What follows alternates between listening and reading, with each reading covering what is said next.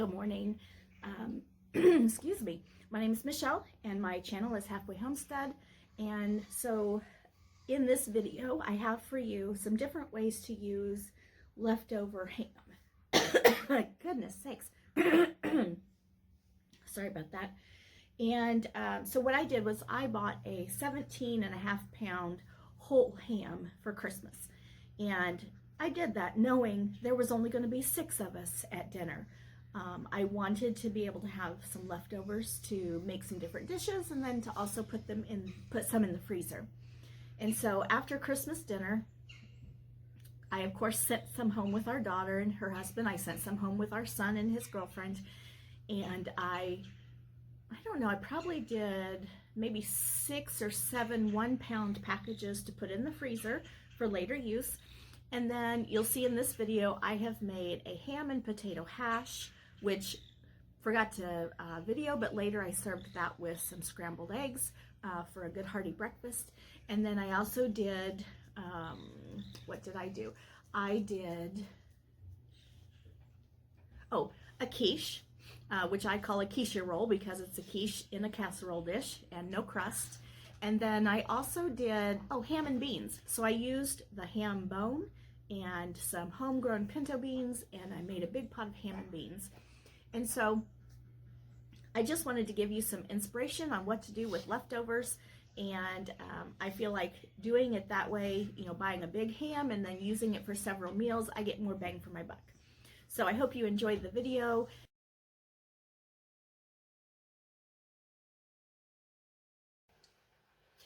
Let's make ham and potato hash.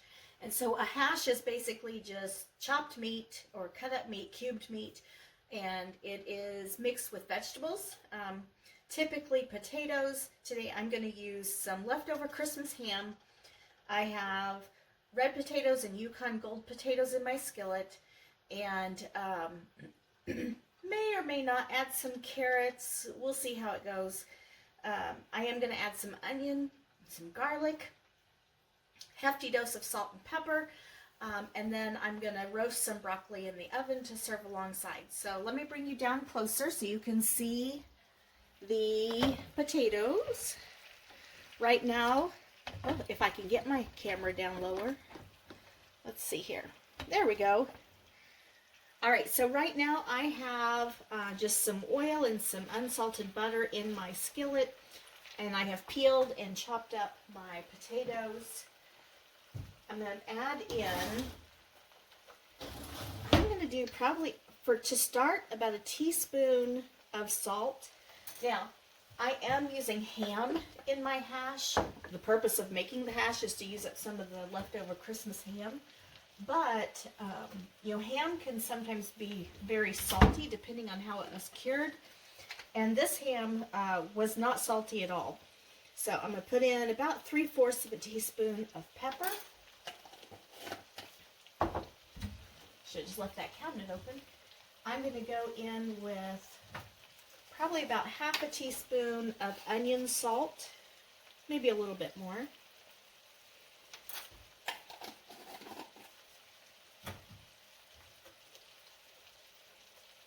And I'm looking for my garlic powder, but I'm not seeing it. Let me see what this is. Oh, that's garlic salt. I'll go ahead and do garlic salt since I can't find the powder. I might have used up the powder another day. All right, so about 1/2 teaspoon of garlic salt.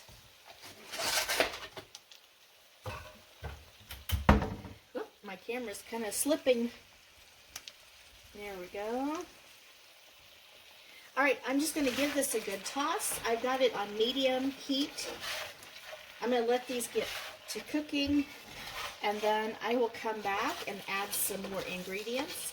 If I added my onions right now, they would burn, so I'm going to wait a little bit to add the onions. I'm also going to put a lid on this because I kind of want to steam those potatoes for just a few minutes and just get a really good start on the cooking process. Oh my goodness, they're all crooked. There we go. And so then, since the ham is already cooked, I'm going to add it at the very, very end. And I think I'm not going to add carrots. I could add any vegetable. Oh, I know what I was going to do. I was going to add some peppers. So let me go get those out of the freezer. And when I come back with you, we'll add the peppers, the onions, and then if it's time, we'll add the ham. So I'll see you in a few minutes. All right, let's take the lid off and see what we've got. Oh, I need a hot pan. Okay. Bring you down closer so you can see. Ooh. Okay, there's taters. All right. Now, as you flip these, I can see that I'm getting some good caramelization on the bottom, some good browning. That's what I want to see. Some of the potatoes are kind of starting to break apart a little bit, so I know that they're getting cooked.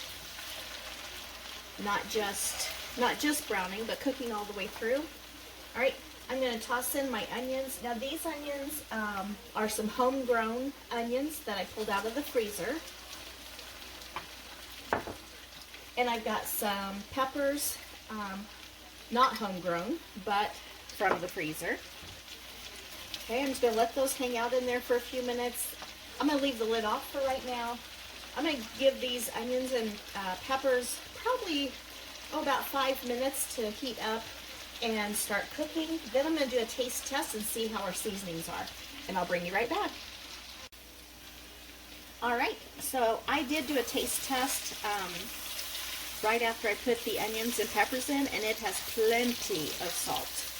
So what I'm going to do now is I'm going to put in our cut up ham.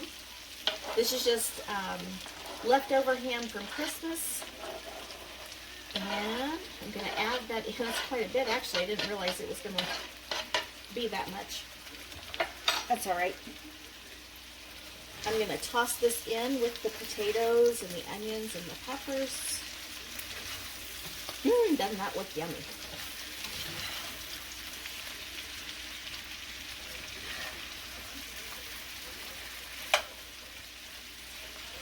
One of my goals with hash is to have color in there, and so I'm happy with the color I've got with the red, yellow, and green peppers. All right, I'm going to turn this on low. I'm going to put the lid back on, and I'm just going to let it hang out for a little bit, let it heat through on that ham, or let the ham heat through, and by the time Scott gets home from work, it'll be ready to eat. So I will show you a picture of it whenever I get it plated up with the broccoli.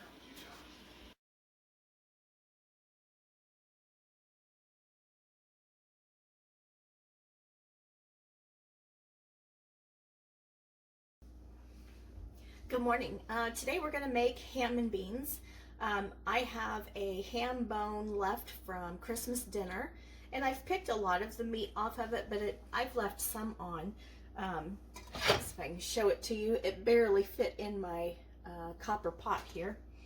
And so to this ham bone, I'm going to add 2 cups of pinto beans that I actually grew. I'm really excited about using these. I have not eaten any of them yet.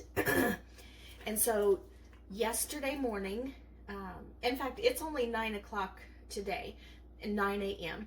I'm gonna get this started now, but we'll have this for supper. So I'm going to, or I did yesterday, measured out 2 cups of beans, and I put them in this bowl to soak. And then this morning what I've done is I've drained them and I've rinsed them, and I'm going to add that to my pot. Move the camera down a little bit so you can see. There we go. Okay, I'm going to put them in there. And then I'm going to add enough water to cover the beans. This ham bone is so big, I'm not going to be able to completely cover it. If Scott was here, I would have him cut that in half for me, but he's already gone to work. So now I've got my water, my beans, my ham bone. Now I am not going to salt this yet. If you've ever made ham and beans, you know it is so easy to over salt your beans because of the amount of salt that's already in the ham. Now we did find with this ham, it's really not a very salty ham, but when I cooked it last night in my potato hash, I don't know if I oversalted or if more salt came out of the ham. So I'm going to taste test this later, closer to dinner time, and that's when I'll add some salt and pepper. Now I'm going to turn this on, probably medium low. I want it to just simmer for several hours. And what will happen is those beans will cook, they'll get nice and soft, and the starch from those beans will kind of thicken the water. The ham and the gelatin coming out of the ham will help to thicken the water, which will then turn brothy. And some of that ham will just start to fall off the bone, and it will be a delicious meal. So I will bring you back later when I am doing more with this, doing some seasoning and checking it, and then I'll show you the finished product. Ham and beans is such an easy comfort food meal to make. Doesn't take a lot of effort, but it does take some time. And you can do this in a slow cooker. I particularly don't like the texture of the beans when I do it in a slow cooker. So since I'm off from school for Christmas break, I thought I would do a pot while I'm home. So I will check back in with you later.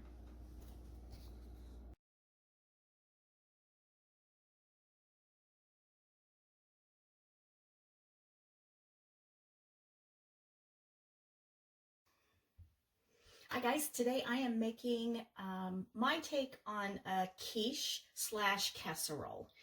I don't like crust on my quiche, and I just don't get into the now I can't say that word. I don't take the time to just put in all the little pieces and make it nice and neat. I throw it in a bowl, I mix it up, and I put it into a casserole dish. So I always say I'm making a quiche roll. So a crustless quiche that's all mixed up, and it's in a casserole dish. So I have my oven set at 400. I'm going to spray my pan. Okay. In my bowl, I have 10 eggs.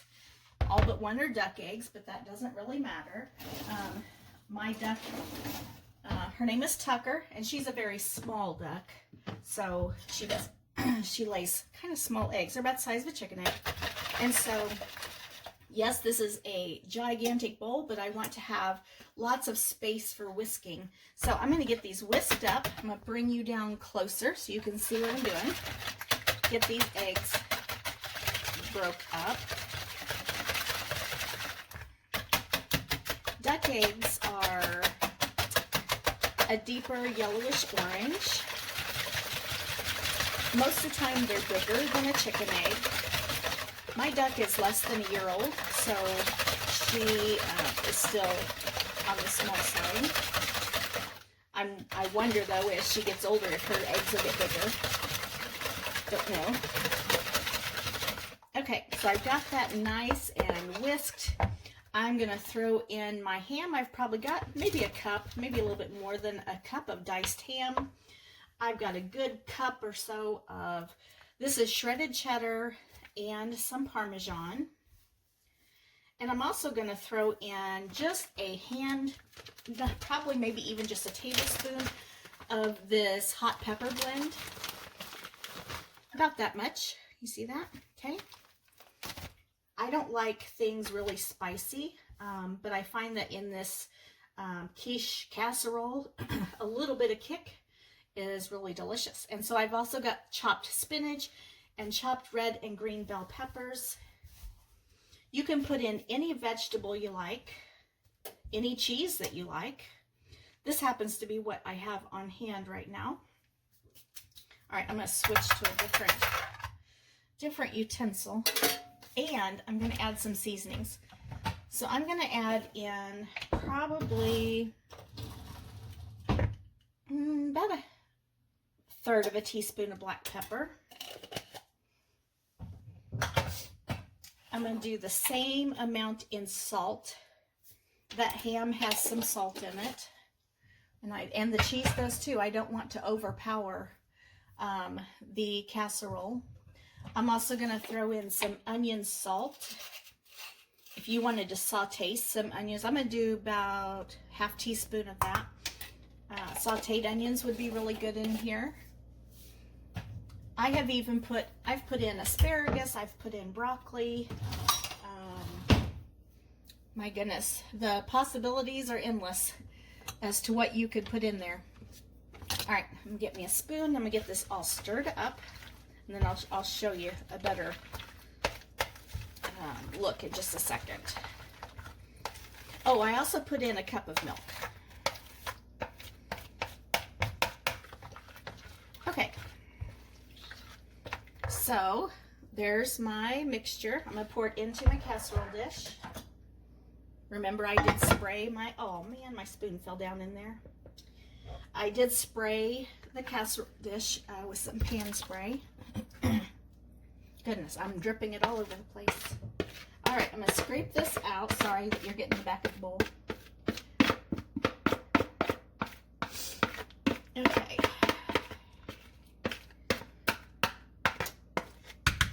All right, now let me spread this out a little bit. I sometimes put cheese on top.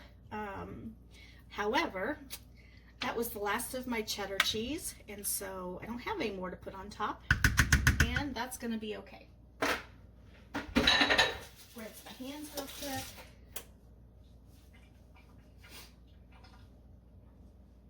All right, so this is going in a 400-degree oven, and probably, I don't know, because I always make a different size every time, I never really know how long to cook it, but I do want to cook it until it's no longer jiggly and it has started to brown on top. So when I come back in this video, I will tell you how long I did cook it for, or if I forget, I'll put it at the bottom of the screen. So like everything I've done this week with ham, I'm just using up Christmas ham pieces. Most of it went into the freezer. I did cut it up into about 1 pound pieces and left it in chunks so that later I can decide what to do with it. And yeah, just trying to find ways to use up that Christmas ham. And so I will show you a picture of this when we're finished. I'll let you know how long I cooked it, and that's it. So I'll catch you later.